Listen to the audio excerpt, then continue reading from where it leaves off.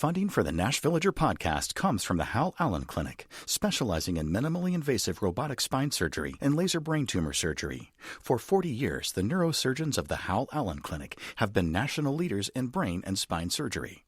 This podcast serves Middle Tennessee every weekday morning, and it's made possible by member support. Learn how you can make a difference at WPLN.org/support. This is the Nash Villager podcast.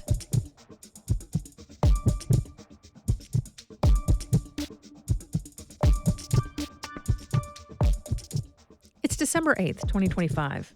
On this day in 1863, Abraham Lincoln issued his Proclamation on Amnesty and Reconstruction.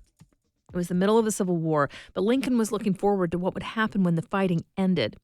He had gone to war against the Confederacy to preserve the United States, and so he devised a means for putting the shattered pieces back together again, operating with the hope that that day would come. In a lot of ways, it was an overly optimistic plan. To be honest, if he hadn't been assassinated and he had stuck to that approach, we might have a more complicated and difficult picture of Lincoln now. According to the proclamation, most Southerners who hadn't held high positions in the Confederacy would have a very easy road back to normalcy. Just take a loyalty oath and keep it. The only thing they wouldn't get back was slavery. But pretty much the only consideration given to formerly enslaved folks was, well, the end of slavery. There's no acknowledgement that an entire class of people would need homes and educations and jobs in a society that was structured to shut them out of those things. And honestly, it's not all that different from what his successor, Tennessean Andrew Johnson, carried out. And that approach for bringing states back to the Union is a big part of why Johnson is now considered one of the worst presidents of all time, if not the worst. I'm Nina Cardona, and this is your daily digest of what's happening around Middle Tennessee with historical context from Nashville Public Radio, WPLN News. It's so interesting to compare the almost naive simplicity of Lincoln's Reconstruction plan with the very thoughtful and insightful words and actions that marked the rest of his career. It kind of drives home how rising to the occasion when things are bad or responding to the conflict of the moment can be a very different thing than forging an entirely new path, even for Abraham Lincoln. For many of us, fighting comes much more naturally than making up. Charting a new, healthy, functional, and equitable way out of conflict, especially deep and painful conflict, can feel confusing and incredibly difficult. It plays out in so many of our private relationships, but also on a societal level. For the last decade or more, things in this country have been divided in ways that I think people on any part of the political spectrum can agree has been uncomfortable and disconcerting. It seems like so much exasperation, from the most conservative folks you know to the absolute bleeding heart liberals, boils down to the same thing. Why can't those folks see what I see? And why don't they get on board to make things better? Because, of course, we disagree strongly on what's working and what's wrong about our society right now, and we see entirely different targets for the future. Sometimes it just feels endless. But this is where history helps me calm down a little bit. Because this isn't new. If anything, it's the oldest human story there is. Again and again in cultures and nations all over the globe, through all recorded history, there's been a sort of alternation between moments of great tension and seasons of reunification. Something always comes along that helps people find common ground and shared goals, at least on one narrow area of focus. But that one area can unlock greater partnership. Once folks start treating their fellow humans as humans again, and not just enemies or obstacles, there's more of a chance for revisiting the points of past contention in a more productive way. More of a chance for hearing each other out, maybe recognizing how your stance harmed others, and discovering a new way through that lots of folks can agree on.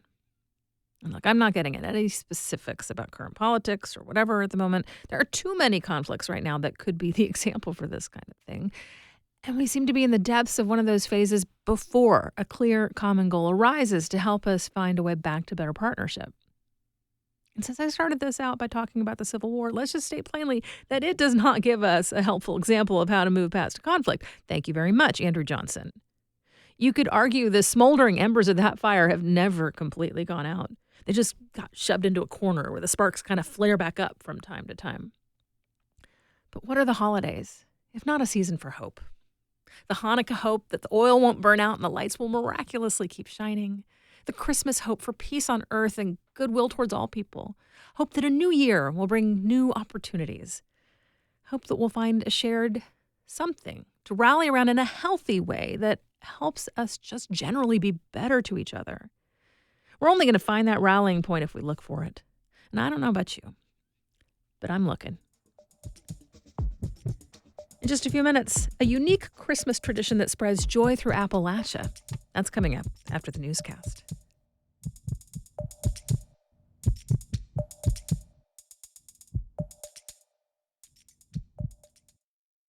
Funding for the Nash Villager podcast comes from the Hal Allen Clinic, specializing in minimally invasive robotic spine surgery and laser brain tumor surgery. For 40 years, the neurosurgeons of the Hal Allen Clinic have been national leaders in brain and spine surgery. Here's the mantra I think about at WPLN. We connect the dots. It captures a mindset that our journalism is not merely about the latest press release or proclamations by officials. Instead, we can develop expertise, dig deeper, and look to history to understand what's happening now. I'm Tony Gonzalez, news director.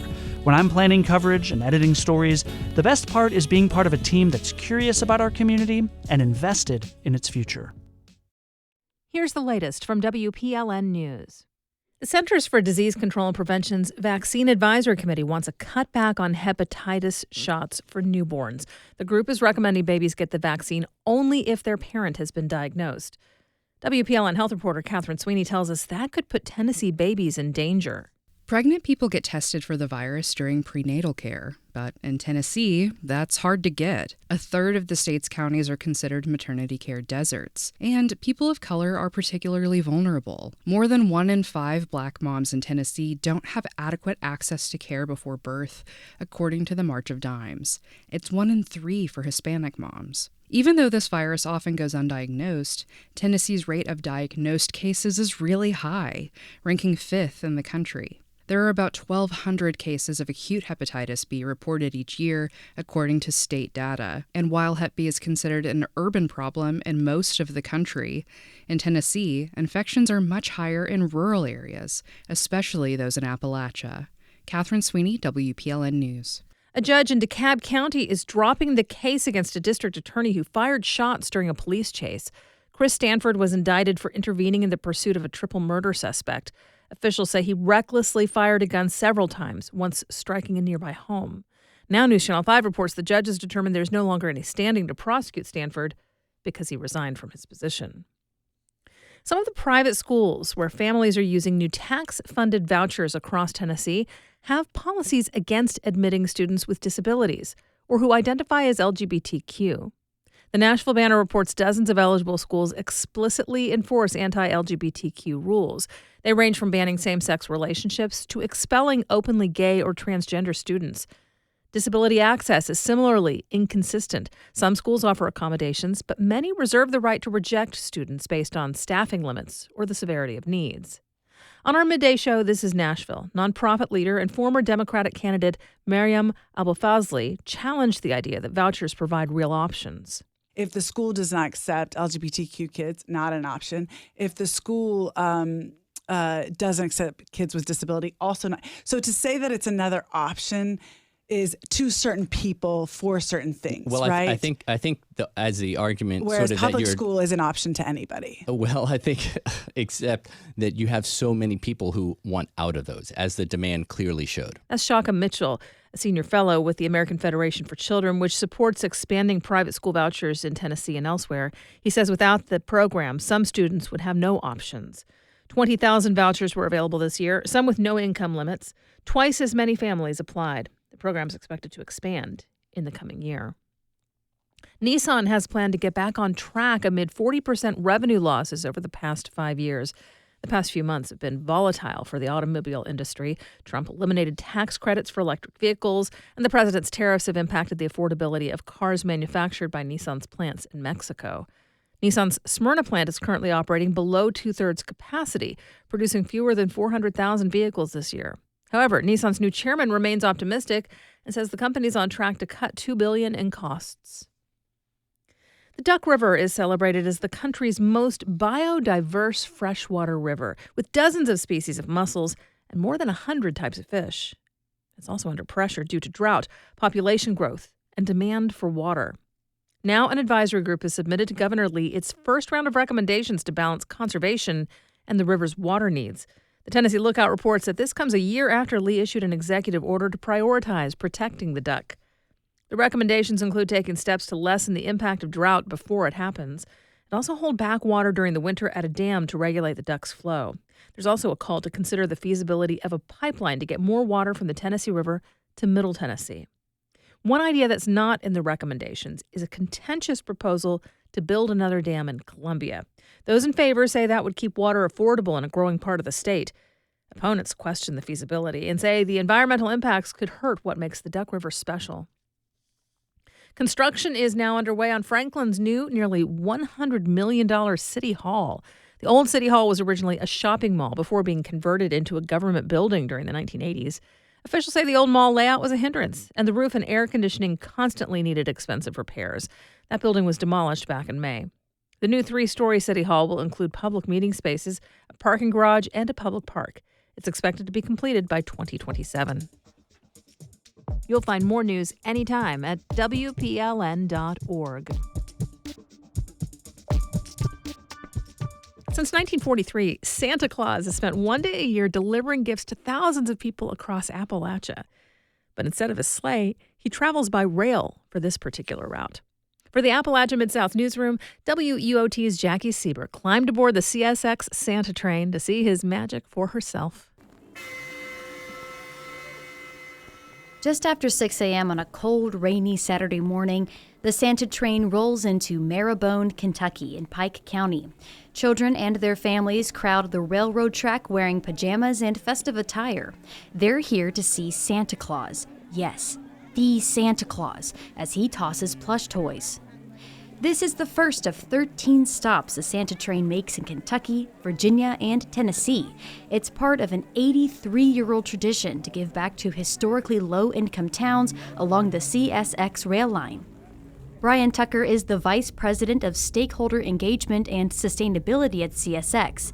He says this year's event is particularly meaningful for communities along the rail line that were devastated by severe flooding. These folks in these communities host us every day. They host the railroad. And so to be able to do something like this to give back to them is really important to us. Tucker is among nearly 100 volunteers handing out over 15 tons of toys and thousands of backpacks to families during the journey. Santa says he's touched to see so many people pass around toys at each stop to make sure every kid has at least one to take home. It hadn't always been that way over the years. I mean, there's always a few, but the extra sharing that's gone on today just has been really enlightening.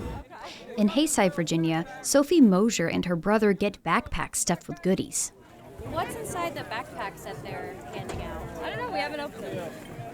They're designed for different ages, so all kinds of things, toys, Mine got warm a mirror items. and a cup and some stickers.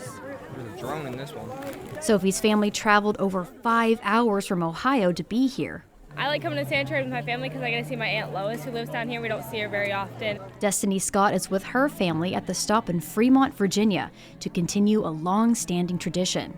Her son Noah receives a plush blue whale from Santa. I've been coming since my mom and dad had me, so 27 years. And then my grandparents, they've been coming for 60-some years too. As the weather clears, the crowds at each stop seem to get bigger and bigger. In Dayton, Virginia, kids sit on their parents' shoulders to grab Santa's attention. Sam Justice stands near the track with his wife and 7 children. It's their first time seeing the Santa train. Volunteers make sure their son Parker, who uses a wheelchair, receives a gift. Some of the CSX workers came back and gave him a backpack. They got all these stuffed animals, so they were just wonderful and accommodating. The day of handing out gifts also stirs up emotions for volunteers, like Gideon Jenkins. It's his first time riding the Santa train, and he says he hopes to do it again. Even the toughest guy's probably going to get a little choked up today.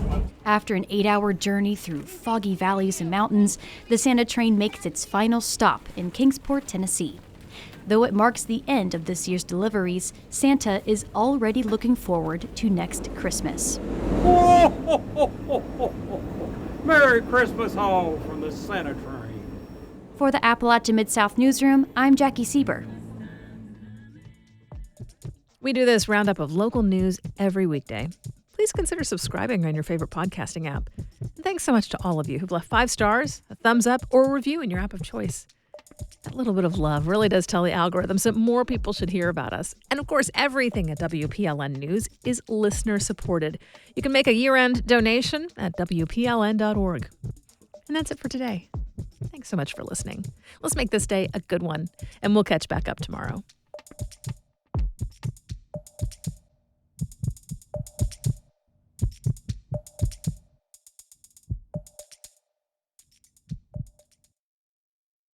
Funding for the Nash Villager podcast comes from the Hal Allen Clinic, specializing in minimally invasive robotic spine surgery and laser brain tumor surgery. For 40 years, the neurosurgeons of the Hal Allen Clinic have been national leaders in brain and spine surgery.